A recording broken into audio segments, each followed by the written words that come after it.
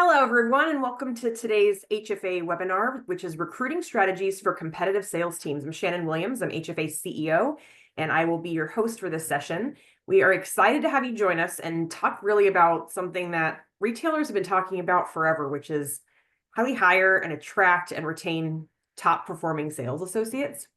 So through today, obviously, we're in a really competitive job market, but that's never really changed. We're always seeking where's the greatest talent, and it's more critical now than it ever has been, which is crazy to say because we've always focused on this topic.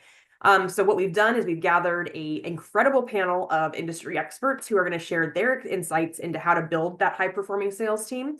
And just throughout the discussion, we're going to cover some of the effective recruiting strategies, sourcing strategies, platform strategies, compensation plans, talk a little bit about company culture and onboarding, best practices, and we'll hopefully get to some performance management on top of that. As a reminder, this webinar is recorded and it's available on demand at myhfa.org/webinar. If you have any questions as time allows, just drop them into the question and answer, but there's a Q&A button at the bottom below. Just drop them in there and I'm going to get to as many questions as time allows. And then before we jump in and introduce our panelists, I'd like to thank Synchrony, who is our education thought leadership sponsor and makes these sessions possible. So thank you, Synchrony, for your partnership.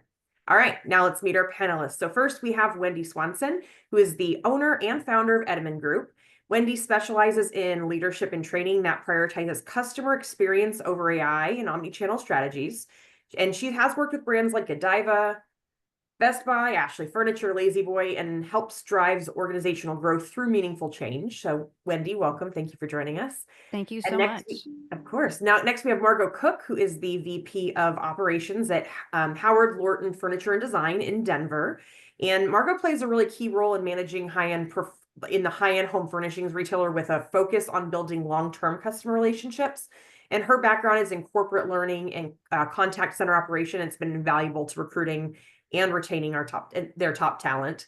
Margot, welcome. And finally, we have Chastity Payne, who is the recruiting specialist over at Morris Furniture Company. And Chastity is passionate about hiring and developing top sales talent.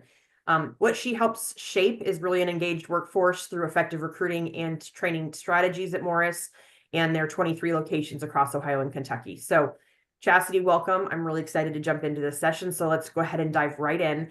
So biggest question, obviously finding great salespeople can be really tough, especially with having such a low unemployment rate. I'm going to put this out there for anybody that would like to start us off with it, but what are the most effective strategies that you have used to recruit top sales talent? I'll go ahead and take off here. Ultimately, we utilize gatekeeper scorecards. This is something that is digital, and it's ultimately an accountability measure that allows us to discuss the speed of retail right with our candidates, qualifications, requirements, extensive understanding as to what the job's going to entail. We also utilize a survey service to align candidates more appropriately with certain roles for long-term success. And then ultimately, I would say within the recruiter screens, basing those on performance, potential, and culture fit. It's not just strictly based on resume review. And in terms of platform utilization, the heavy majority that we are using to find top talent is indeed for more of those entry-level roles. However, we do exhaust LinkedIn sponsors for leadership, executive searches. And then we've also come to find that ZipRecruiter has proven success for more of administrative accounting searches as well. So I think it's just ultimately that balancing act and trial and error at times when searching for that top talent. Right. Wendy, I thought you shaking your head. Is your strategy, or would you think those are the most effective strategies you see as well? Yeah. So I think, you're so right that, the way that we did things even 5 years ago just cannot be the same that we do it today because it's just evolving and changing so much. And since COVID, 33% of the workforce didn't come back. And so, we have more open roles than we do people to fill it. And Shannon, I think you said that at the beginning. And so I would add to what Chastity said, becoming way more proactive than we've ever been. Like waiting to fill a position until you actually have the position, you're going to compromise. And so I think, just this mentality and this culture of we are always looking for great people. I think one of the best strategies that I've seen retailers use is a recruiting card where literally, the best potential people are the people who already have a job. And so when you're out and about and you experience somebody great, and I'm talking industry agnostic, somebody great anywhere, you're at a game with your kids, you're out to eat, you're at a movie theater. I had a phenomenal experience and recruited somebody from a movie theater. It's one of those movie theaters, that they serve you drinks, while you're watching the movie. And I mean, this guy, Joe, was just fantastic. And I had a recruiting card with me, and the recruiting card just basically says, hey, you are great. I'm always looking for great people, would love to talk. And I just handed Joe the card. And so, to get really proactive, to go find those people and always look for those people before you have the need.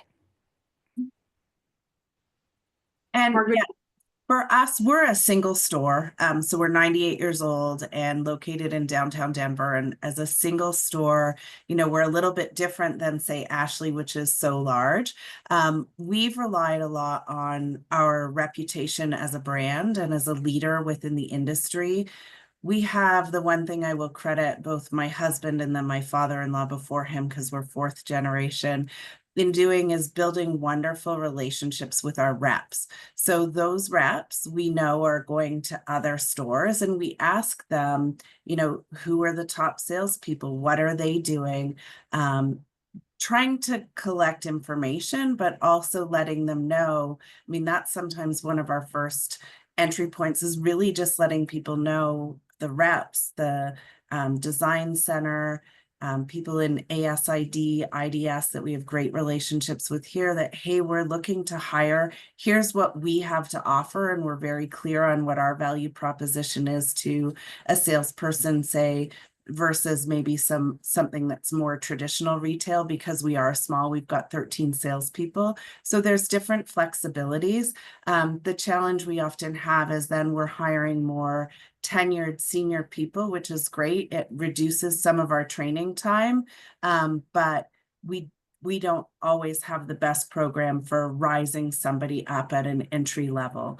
And that's definitely an area of development for us, because to Wendy's point, there are people who just didn't come back to work. And so that's how we start to build. We actually don't use ads on Indeed or any of the traditional, or what's become traditional in the last 10 years, recruiting methods. It's a lot of word of mouth and networking. And Wendy, I love your idea of the recruiting card. I actually wrote that down. That's great. So when we're looking for talent, so I hear that, Margot, your guys aren't set up to find new talent. Can we talk about some of the traits and characteristics that maybe we're looking for in a high performance salesperson? It sounds like, Margot, you guys are looking for somebody that's already seasoned. Can you talk a little bit about when you guys do find somebody, what are those key traits you're looking for to get that top hitter? And then I want to hear from the rest of the group as well. Yeah, thanks, Shannon. What we start looking at is really somebody who is established in the industry.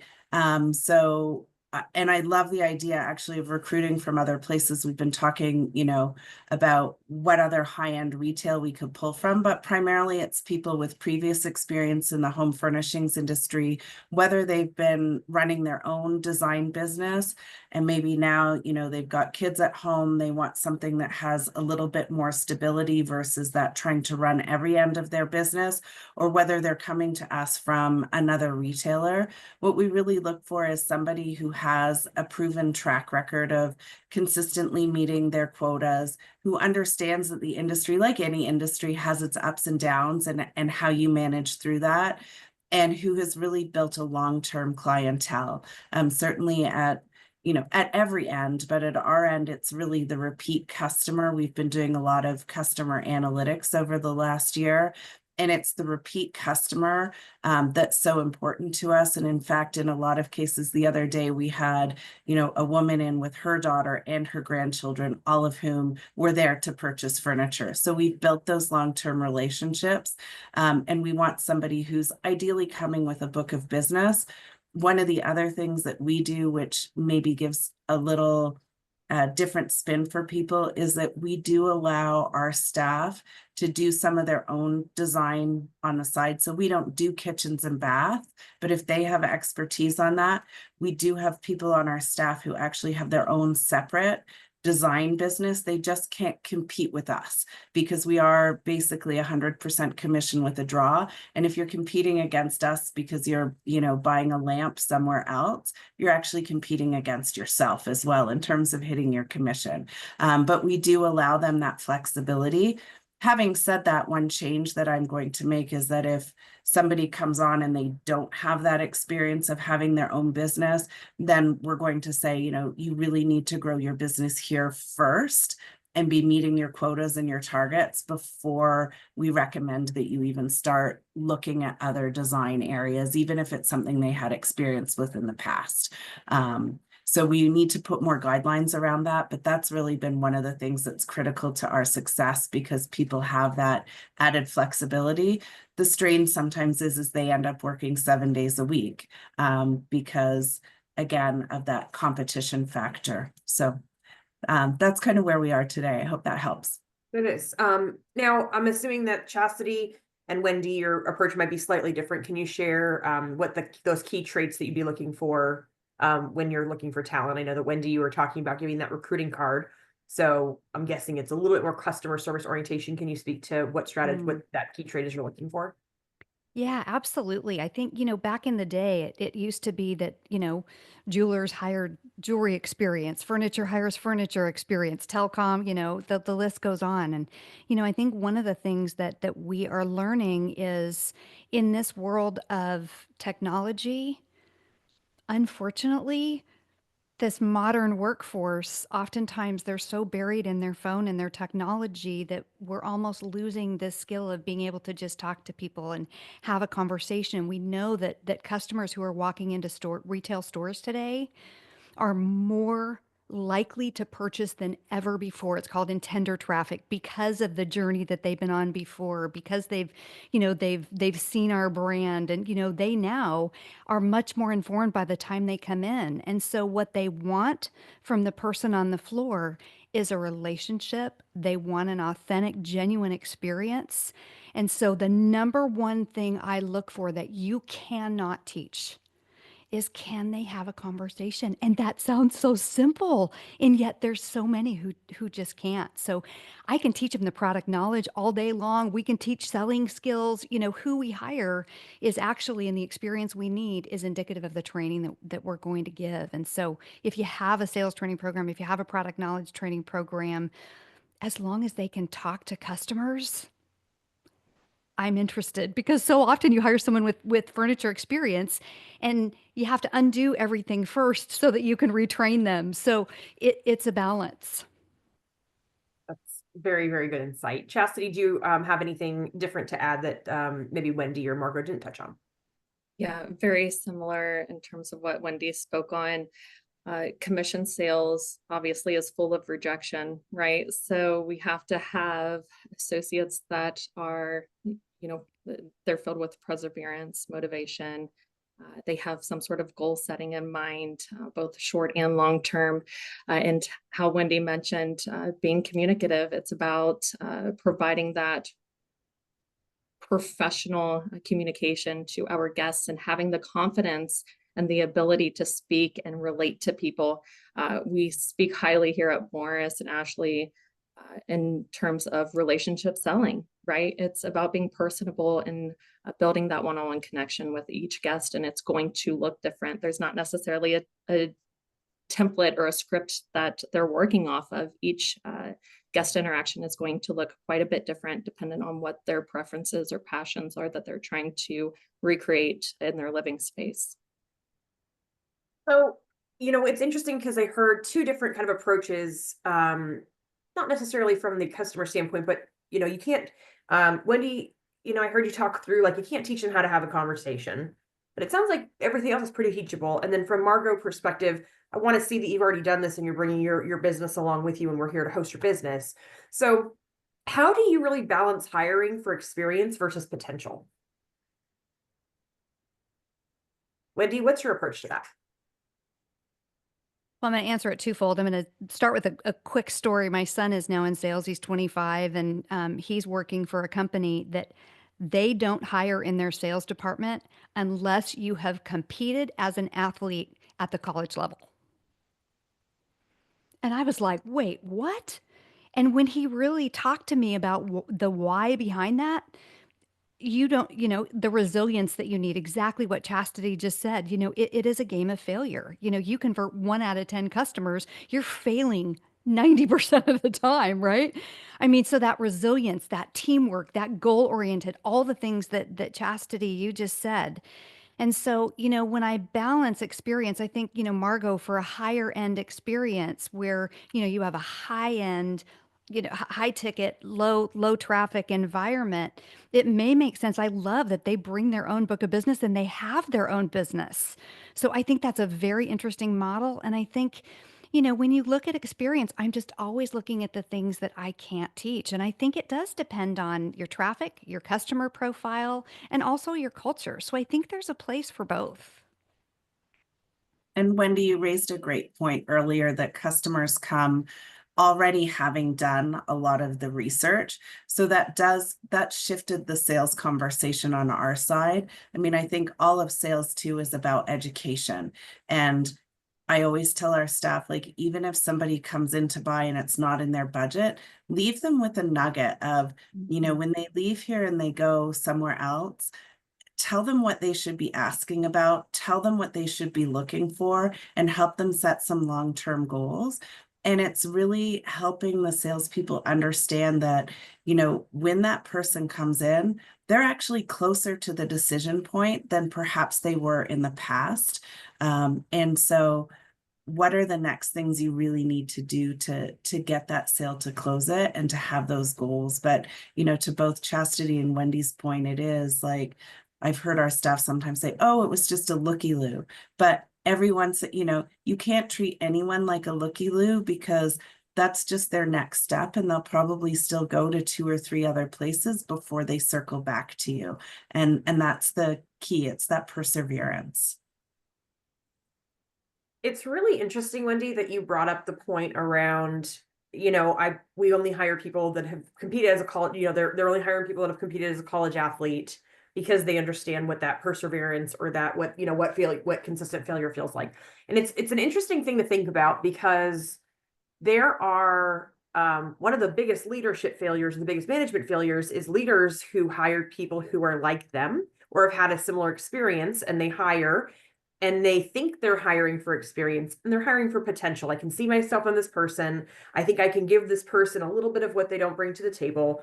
And I think one of the things that, HFA has learned through, our journey of working with retailers is, one of the biggest leadership ability, there's a few things that make leaders that really advances leadership ability. And if you guys are behind your computer, I highly suggest anybody watching, look up EOS 5 leadership abilities. And it's basically some of the big things there are the ability to delegate and elevate, to be able to structure and to really develop a process and make things simple. And I think one of the things the only other thing that I didn't really hear is you can always hire somebody that's like you or has potential.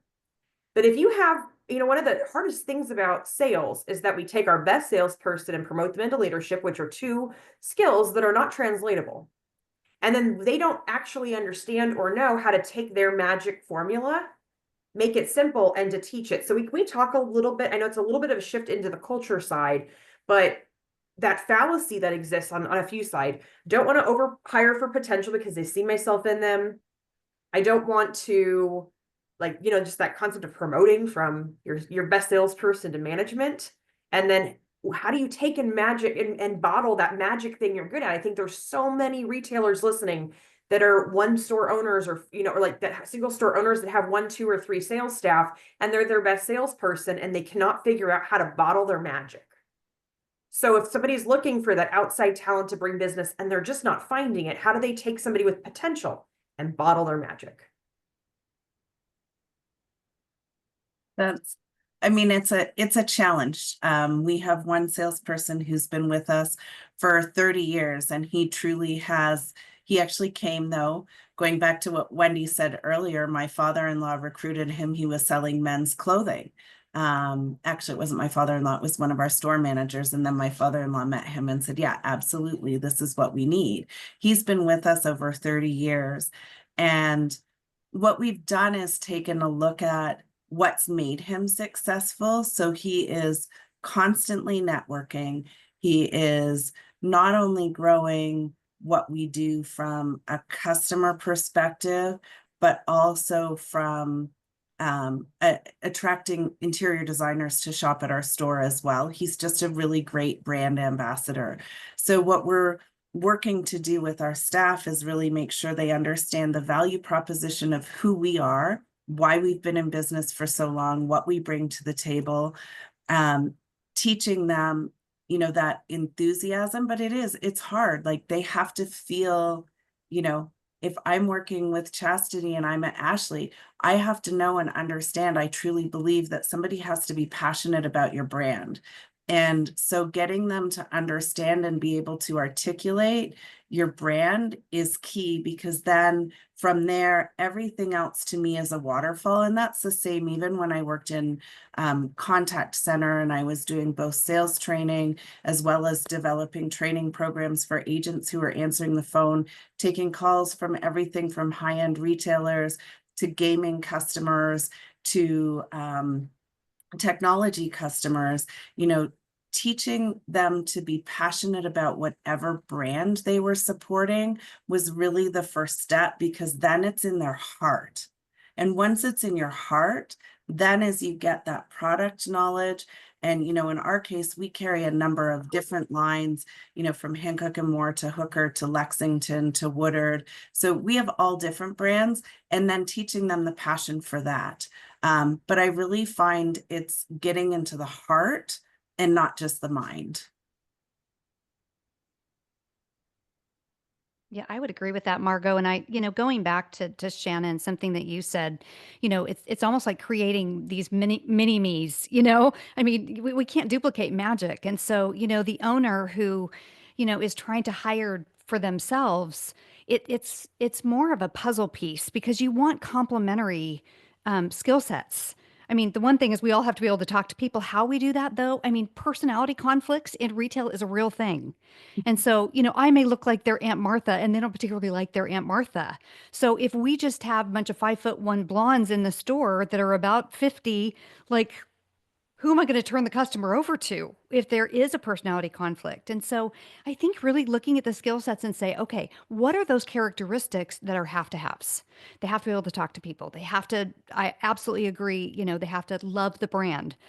They have to enjoy selling furniture. I mean, some of those things that you can't teach. And then from there, we say, how do we have complementary skills? Someone who's a little bit more outgoing, someone who's a little less outgoing, and yet, they're just different. And I think you want that that I call it puzzle pieces, so that our we're not all the same, because you can't duplicate magic. You can't all have the passion of the owner. I agree. And you both make a very good point. I think in terms of being multi-unit, right, there's a little bit more leniency on being able to plug and play the puzzle pieces. And if there's someone that's not necessarily in the right role or the right fit or the right store, we're able to not necessarily hesitate and allow additional opportunities, whether that's just a quick transition or a growth opportunity, which brings more value. I also think in terms of coaching and accountability for the GMs, right? Ensuring that there's expectations set forth, that they're aware of the expectations and the diversity that we should be bringing to the organization and within each individual store, because the more diverse that our teams are, the more that we can connect with those guests as individuals. Just like Wendy said, if a customer can't necessarily relate to a specific person, there should absolutely be additional options throughout the store in terms of our associates that can provide additional support and step in and kind of rotate customers if need be, to ensure every guest is able to get that support. You bring up a really interesting point, and there's kind of two things that I'd like to speak to. I'm going to bookmark one of them, but we're one of the things that I spent about 25 years in sales, and I started in I spent a good amount of time in this industry's retail sector and sales development and training. And I think about the top performers on our team, and they couldn't connect with customers for anything, but they had a very, very specific negotiation style, very similar in line with like maybe a Grant Cardone style, which doesn't, in my opinion, translate to vast majority of our sales floors. And one of the things that I noticed is, they were outperforming the next salesperson 2 to 1. So they were, in a typical year, they were producing $4 to $5 million in sales, where maybe your next performer was maybe doing 1.5. And there's always a fear of what happens if that person goes away. And the concern, and they brought their own magic, and also they brought a really interesting culture to the floor, not necessarily in a very positive way. So while I do want to have a conversation about salesperson ego and turnover and turning a customer over, which I don't see super often, especially in commission-based environments, can we talk a little bit about the bull in the china shop? What happens when you hire that rock star performer, but they are disruptive to the company culture? I'm assuming someone here is done. I'm happy to jump in. I think then it's a case of getting as close to that person as you can. There's a real sort of balance there, right? You want to give them, because they generally tend to excel at what they do. As you said, Shannon, they're outperforming 2 to 1, but then staying close enough to them, not that you're micromanaging them, but just to be aware of what those interactions can be. Those are probably the people, if I do have to turn a customer over, those are sometimes the people who I do have to go to, and then they take it very personally, right? Like, this customer just is not comfortable with you. They'd like somebody who, they're feeling like there's a lot of pressure to buy, and their house isn't even going to be ready for 2 years, so they just need somebody who's going to go a little slower, hold their hand. And those can be challenging conversations to have. So it's kind of just like everybody, but keeping an eye on them and watching, being aware of where they are as well within their own sales numbers, knowing their goals, so that you can ask them, how can I support you to get to your goal? How can I support you to get where you're going? I have a couple people whose goal is always to be in the top 3. So when they're not there, then that's a time for me to touch base with them and see how they're doing and see what they need. And then also at the same time, maybe encourage them they're all often the people who aren't going to take a day off. So encourage them, it's a gorgeous day today. Can you take a day off and go just get a change of scenery, go to the mountains for a day? Even if it's in our case, then sometimes I'll encourage them, go to the mountains and visit a client there. They get 2 hours in the car, hopefully no traffic. They get to be in the mountains and see a nice place and then come back. So giving them those opportunities to reset, and at the same time, having enough of a standard in the culture that people know what is and isn't acceptable. So if they do cross a line for some reason, that you can say, hey, that's just not how we do things here. And then I always watch for the person, if they're, again, it goes back to passion. If it seems like their passion has gone out of it and they're just like, I have a number, I've got to hit my number, and there's a lot of complaining, then asking them, like, is this still working for you? And those can be hard conversations when it's a top performer.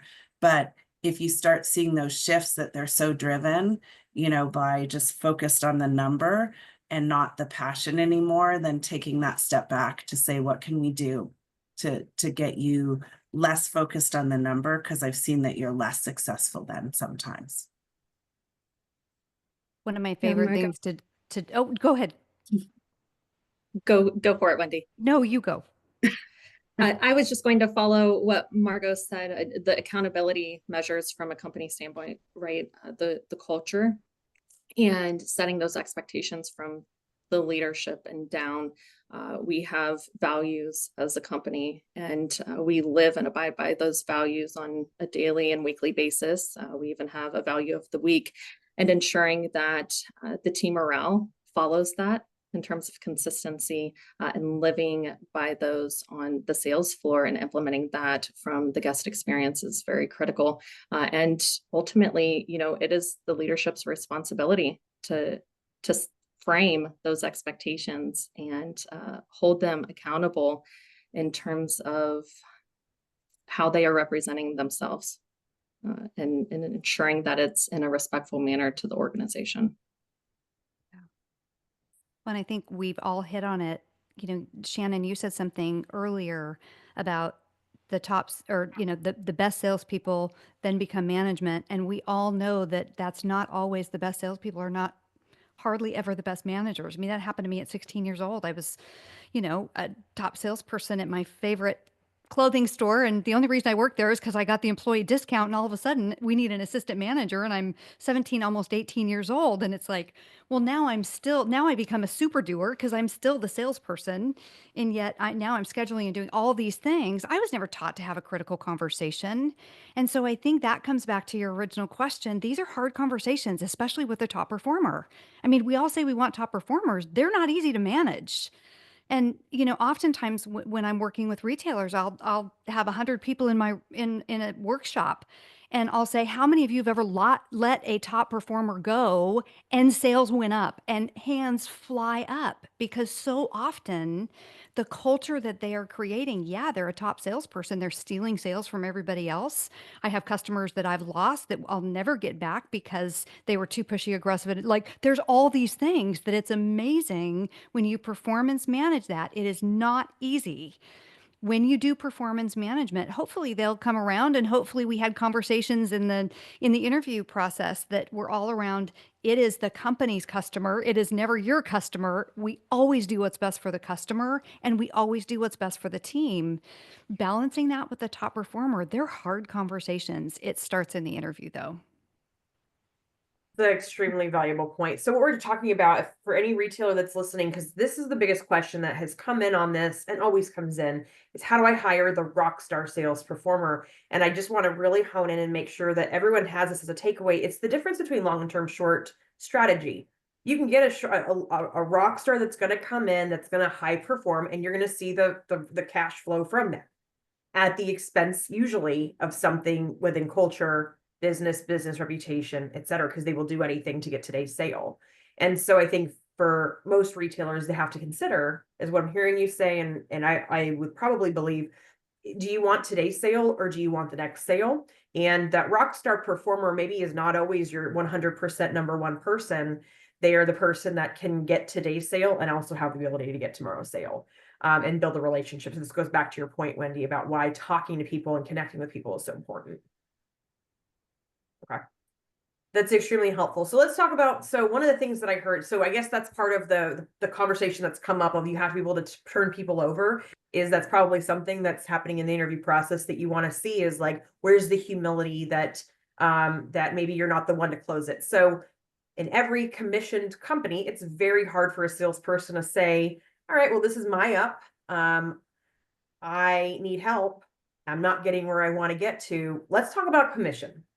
Because I know some people are on draw, some people are on non-commission whatsoever, some people are on commission, some people, when they have to do the assist, lose half the commission.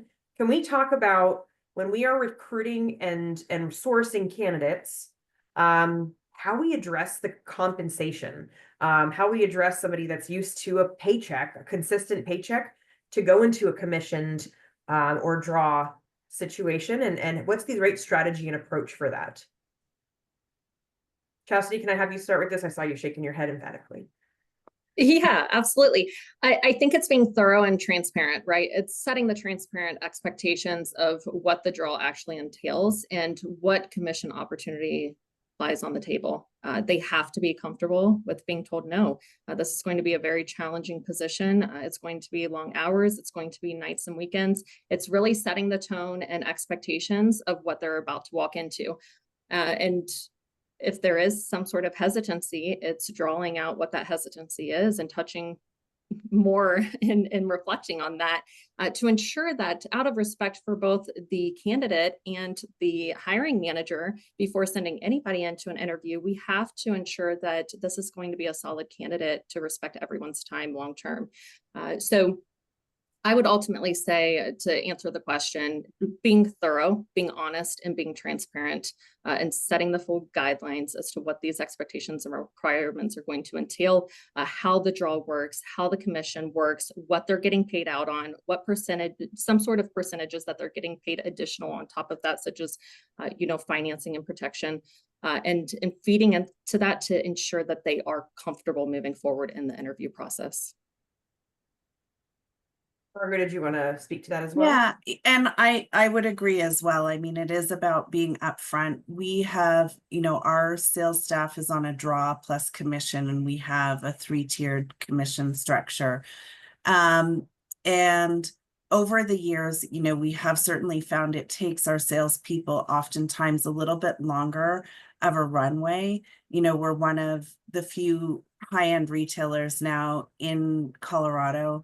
And so while they've come maybe from comparable, what we're finding now is even the people who come with a book of business, for some of their customers, we're just not at their price point. We're a little bit too high.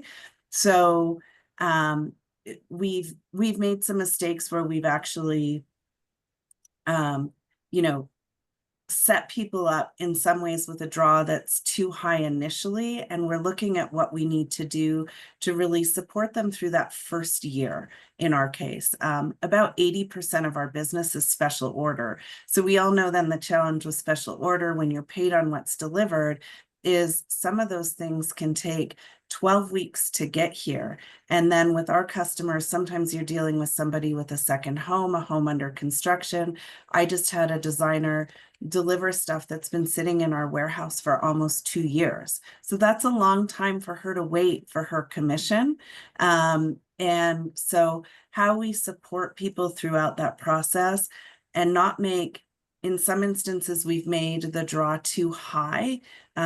What I'm looking at now going forward as we bring on new people is having the draw at a slightly higher level for year one, and then going back to what Chastity said, very clear expectations so that when year one is over, we see where they are against that draw, what their sales are like, and then dropping that draw down because there needs to be some hunger. I think we've created a situation in some cases where what we're paying, well, it's, not enough that they're taking, a trip to France and, staying at a 5-star hotel on the Champs-Elysees. At the same time, they're comfortable enough that they're not pushing for that little bit extra. Are they selling a lamp and an end table with every sofa that they sell to get up above that level?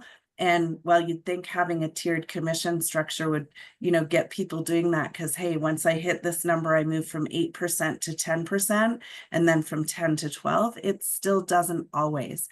And so it's that shift in mindset. I also think some of it, to be frank, when we're hiring people who are more seasoned, then sometimes there's a different level of hunger.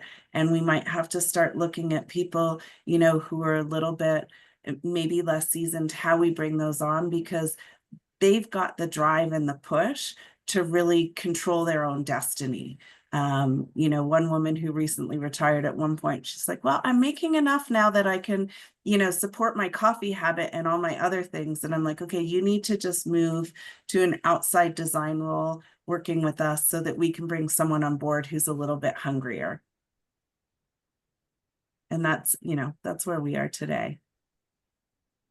Marco, I love that. When I look at commission or I look at compensation can't be the driver. And I think so often we're trying to find these compensation programs that are going to drive the right behaviors instead of what are the right behaviors and how do we create belief around that? And then how do we make sure we're rewarding? I think there's a big difference between rewarding and incentivizing. And, when people really understand, it is a better customer experience when we are selling the full solution. They're not leaving with just the sofa. They're leaving with the full room, and we drew it out with them. And, they're seeing what they have now and how this is going to fit in. And God forbid they get that sofa home and man, I wish I would have gotten that table, or I didn't even show me a lamp, or I Right. spilled red wine on it and I didn't even protect it. So all of those things, it's customer experience first, belief in those behaviors, and then the compensation is the reward, not the incentive, because the incentive, that stick is only going to, or that carrot and stick is only going to go so far to drive behavior, because then to your point, Margot, they get comfortable. Cassidy, did you have anything you wanted to add? Yeah, no, I think they both made a great point in terms of setting the guest experience over the commission, and you have to be willing to provide support and sell the experience, and the commission will come in return.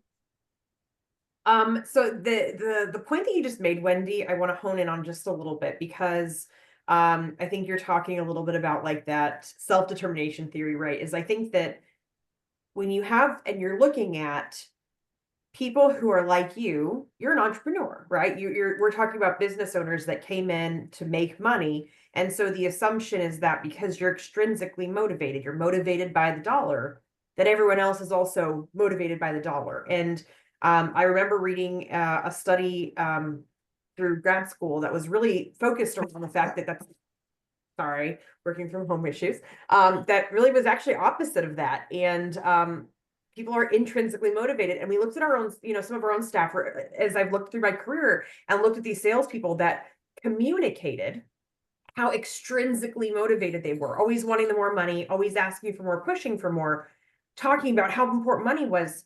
Overall, they weren't actually making that much money. They probably could have gone to other places and made more. It was a call out and way to say, I would like to be more recognized for the work that I'm doing, but I don't know any other way to ask that except for money, because it feels weird to say, can you praise me, or can you award me, or can you celebrate me? And so can we spend just a little bit of time, because I think there are two things here, right? There is a compensation need to say, guys, we should probably pay people well because it's a competitive environment and we're competing against tech sales, which pay exceedingly high, and then and don't have the nights and don't have the weekends and have a very different model.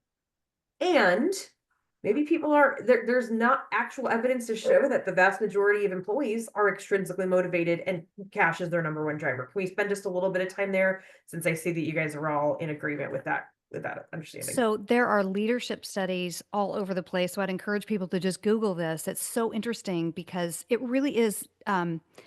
This is leadership, and it's also who we're hiring. I think they go hand in hand. And you look at how many studies there are about, everybody goes, oh, well, they're leaving because of compensation. That is never number one. I cannot find a study that's number one. In fact, the studies show over and over and over that with a good leader, even if I'm offered more money, I'll be more likely to stay. And so it's so much about culture. Yes, do we need to, exactly to your point, do we need to compensate them fairly? Yes, we do. And that needs to just be a standard. Like the competition or the compensation, if that's why they come and work for us, that's why turnover is so high. So, to really look at the leadership and the culture, that has everything to do with why people come to work for us and why they stay. Did either of you guys have anything you want to add, Margo or Chastity? I agree with what Wendy says, and I think every culture is unique. As I look at Chastity's business, people have so much opportunity within the organization as a whole, whereas in our business, we're small and there's only so many funnels. Oh, I think I froze. Hang on. So there's only so many places and funnels where people can go. But with us, then it's the other things that come along with it. Some of the flexibility, the fact that we are an established business and have that longevity behind us, the brands that we carry, we get, our buyers ask our designers for input in terms of what we're buying when reps come in or they come in for their pre-market visit. We invite our designers to participate in that, and they really enjoy having a say when a sofa comes in and it's something that they picked for our floor. And again, we're unique. Nothing's nailed down on our floor. So when we pick that wild pink sofa from a retail or from a manufacturer, we know it might sit for a while, but we also see, like, if it was something that Wendy had picked out for our floor, there's a sense of like, oh wow, this is my thing that's here. So it's all those extra perks that really appeal to our staff, and that flexibility that they have with their business. I think that makes a super valid point, and something that I want to make sure that everyone understands, like, leaving this is I think that there's some lessons to be learned from the healthcare industry, because you have to have a deep passion for helping and supporting people. And there's people that are be willing, it's not about the money in that industry. I think, you know, my partner was is an emergency room nurse, and you know, you're not making six figures working nights, weekends, doing that. You're there for the passion of the job. And there is a point where another pizza party or a high five is not going to get you the lifestyle that you need to continue to care. And we are in a very, very rocky and volatile environment. There is no stability into the future of, like, I don't think anyone's assuming that our economics are going to get any better in the short term. With every economist I've spoken to, things are going to get more difficult for a good amount of time. And we need to prepare for that. And our salespeople are going to feel the effects of that. And so even though the conversation right now is rooted around people are intrinsically motivated, it's now more than ever that we do recognize two very real truths. One, we need to make sure that our people are being compensated to afford their lifestyle. And we recognize that they have a life that is creating a ton of external stress and pressure that is going to contribute to how they show up at work. And I think those are two very real pieces that also need to be considered. So I'm going to ask like this hitting question: for every $100,000 that a salesperson produces, what's the market compensation that they should be receiving? I think it depends where they are. Okay. Can we talk a little bit about that? What are some of the different factors that may shape or push that? Yeah, I think, well, geography, just even cost of living, and I was just in Arizona, and I'm like, I cannot believe the cost of living. I'm in Florida, completely different. So I think, recognizing, I think sometimes people have just, here's what the compensation structure is for this position, instead of really looking at exactly what you said, Shannon. What do I really need to pay someone so that they do have a quality of life? Because if they're making a sacrifice to work here, it's going to be short term. Yeah. Yeah, I think that's a great point. And I think also reevaluating what additional income opportunities that we're providing on top of just the base compensation as well, right? It's not just strictly based off of the minimum draw that they're receiving and the additional commission eligibilities that they're earning based off of written sales, but it's also the additional income opportunities off of protection, right? And financing and those additional add-ons per se, that where they can really start stacking. Yeah. Margaret, how about your perspective as a retailer that's working in high end, expecting people to build and work their business? What's your perspective on that? Yeah, so I mean, we are from a compensation perspective probably much more traditional, where everybody has, you get 8% commission up to a certain dollar value. So going back to your, on $100,000, they would make 8% to start till they get, above about a $400,000 threshold. Then it jumps up, and then I think we're over 700 and some odd for the 12% threshold.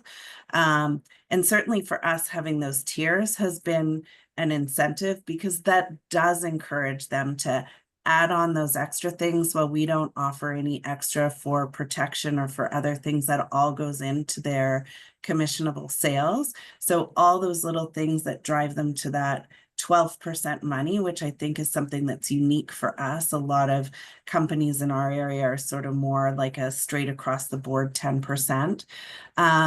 So that helps. And then, it's the challenge, I think, for us right now is how do we adjust those tiers based on, the CPI, based on, where numbers are, right? Because what we're finding is our traffic is a little less, our sales are a little bit bigger. And, we've got to be true to ourselves, because what we don't want is a case where, like during COVID, we let things sit and then suddenly we were like, wait a second, we've had an 8% jump and now I'm bumping their commission targets by 8%. And so it's all of those levers that we have to pay attention to what Wendy said, what's going on in our area and cost of living and how that's impacting our employees, because we obviously don't want anyone working for us and then feeling like I can't make a living because I'm in this commission-based role. Well, something we haven't touched on too is that's all sales focused, compensation Right. sales focused. To have some kind of an e-learning, a training program that's blended learning, that's experiential, that has some gamification, where suppliers can connect with retailers, and we can have a store when they hit certain things, and they can build up points. And to do some of those things, we can get really creative, so it's not just for sales, it's also for learning and development, and, being really intentional about that as well. I like your approach to that one. It definitely helps recognize that your employee relationship is not just about what can I get out of them, but realizing that if you're going to be an employer, it is your responsibility that when they leave better than you found them. And that it is all of our responsibility. I think that the most common thing that I even see, even in today, to the request for what do I get out of today's webinar, is that there is some magical pool of really high quality, perfect salespeople that's just slightly out of reach and we're not quite sure. And so I think what you're speaking to is that, you have to build some of those. So it's not really a build versus buy approach. It sounds like when we just go for the buy approach, they may not be the right cultural fit. It might not be that lasting, best person for the employee or the employer for most times. So we really have to look at maybe that build approach as well. Well, we don't have a ton of time, and I could probably talk to you guys for the next half of the day. Let me ask you, when we are bringing somebody in and we're talking about onboarding, what's the most effective, whether they come with experience or they come to us very green, what's the most effective onboarding look like for a new sales associate to get them up and running as quickly as possible? I'll take this one real quick. So currently we've made multiple revisions time and time again, right? Because you learn what works and what doesn't based off of new hired feedback and ongoing training feedback from established associates. But ultimately, what we're running now is a 2-week training program. Week 1 is very immersive, in-person, hands-on training experience at our corporate headquarters. And that's regardless of whether they are onboarding between Columbus State and Cincinnati and Florence, right? We're bringing the consistency within the week 1. What are the policies and procedures that we have in place from an organizational standpoint, and getting them acclimated with the relationship selling and the greet and connect, and truly what those expectations entail when they hit the sales floor. Week 2, they then transition to their store locations, and they're still continuing with the training perspective, only it's a hybrid experience. But that's when they're ultimately reliant on the team there for shadowing purposes and ongoing support, learning the tags and the store tours, and just getting acclimated with their store before going live on week 3. So it's truly setting them up for success within a 2-week period. And then how Wendy was speaking of previously, providing that ongoing training support from a vendor and agency perspective, having quarterly meetings within each of our individual markets for ongoing training support to keep them knowledgeable and interested. Do you see a similar approach, Wendy, that's effective? Yeah, so I would just add to that. I love the intentionality behind that. And, it's planned out, and it's, we're not just throwing them on the floor and going, oh, I hope to God you figure it out, and practicing on customers. Like, that's my biggest fear, is we are spending so much money on marketing to just throw people on the floor without training. And so I love the intentionality, chastity. One of the things, we can't have a conversation without bringing up AI, right? So one of the things that we're seeing that is an amazing new thing is role play, role play, role play, role play, role play, and then some more role play. And people are triggered by the word role play, so I'll just say simulation. Because when you're 30,000 feet up in an airplane and your pilot is hitting turbulence, you really hope that they've simulated, right? It's no different on the sales floor. I think a formal way that we're starting to see that there's something called coach on cue, that you can actually learn something, and then instead of just repeat it back, okay, well, that's knowledge, did I memorize it? Can I actually apply that in a selling conversation? And so there's new AI technology that's called coach on cue, that literally each module, you have a conversation to see, can you actually apply that knowledge with a real customer? And then when you're having a simulation or a role play with a real person, there's a coach's guide that says, hey, they really missed here. Hey, they need to ask more open-ended questions. Hey, they went straight to the demonstration without even asking questions. So, I think some of those things are trends that this new modern workforce, if we just hand them a book in training, like, what's a book? I mean, like, we've got to change this experiential experience, especially onboarding, because here's the thing. People make a decision day one whether or not they want to continue to work with you. They just may silent quit for a year, right? So that day one, that week one, that month one is just critical in getting them to do their job, do it well, have fun, and be successful. And you can't do that without simulation. And I would agree. And I would say this is an area where we're probably weak because we hire tenured people. And I find it ironic given that the first 25 years of my career was spent in corporate learning and development. But as I've been looking at our onboarding, really thinking about being more intentional and putting a path together, also having them, to Wendy's point, leverage AI. I mean, if nothing else, they can, you can ask them to research a brand and then use ChatGPT. I mean, you would be surprised if you went out to ChatGPT and asked it about your own business, then ask it, questions about your top lines or what should I look for in a leather recliner? You would be surprised at what it comes back with. And in fact, we had a customer come in recently who told us they found us through a ChatGPT recommendation. So you can have them use that ChatGPT and then learn about it and then leverage that for the simulation. Or actually yesterday, I just happened to be in a sales, I'm part of a CEO group, and we had a sales presentation yesterday focused truly on sales, and she called it a drill. So I like that. That goes back, Wendy, to your sports analogy, that they're drills, but to have them then sell me, like, I want you to treat me like the customer, sell me that Hancock and Moore sofa, have one other person observing, or I'm going to check out Coach and Q, and really get that, help them with that talk track, help them talk about the benefits, help them ask the questions, because I think that's a big part of it. And certainly in the session that I was in yesterday, it was a lot about asking just a couple of key right questions up front, and teaching them what those questions can be. The other suggestion that came out of yesterday that I've never thought of before and would be beneficial for us as a small retailer, because I don't have a training department. It's me, my 30+ year person, plus some of our other sales staff.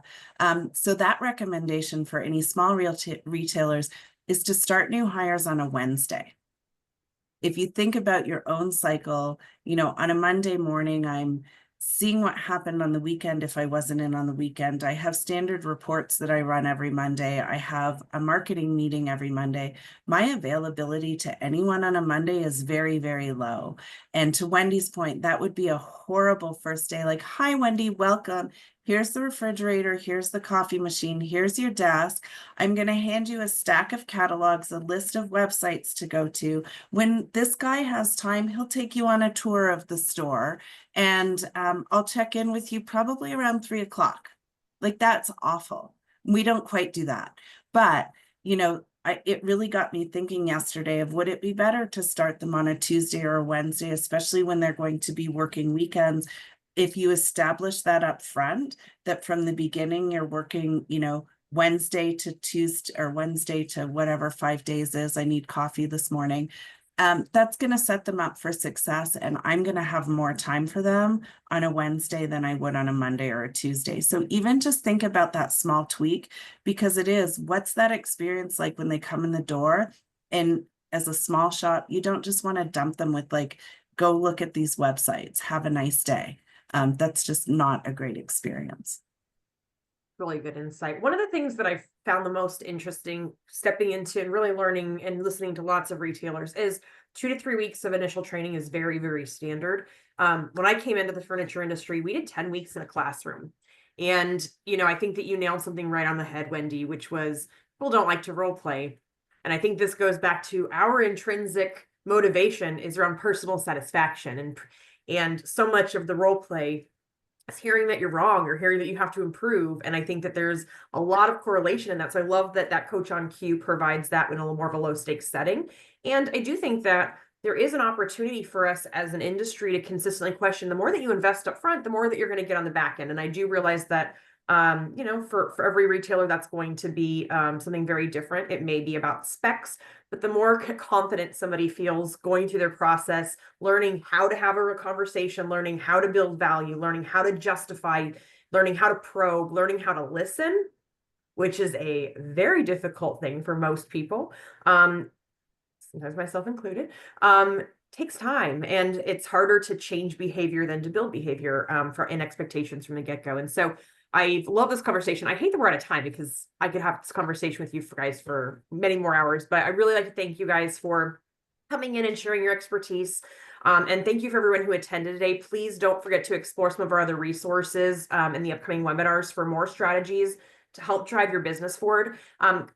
On Thursday, April 10th, we're going to have our next webinar, which is going to be e-commerce essentials for brick and mortar stores. And we're going to talk a little bit more about how e-com can help strengthen brick and mortar, improve customer convenience, and boost sales. And then come back to us in May. It's sales training month. So we're going to be talking all things sales training, all things sales management, and continuing this conversation. I hope to see you guys there too.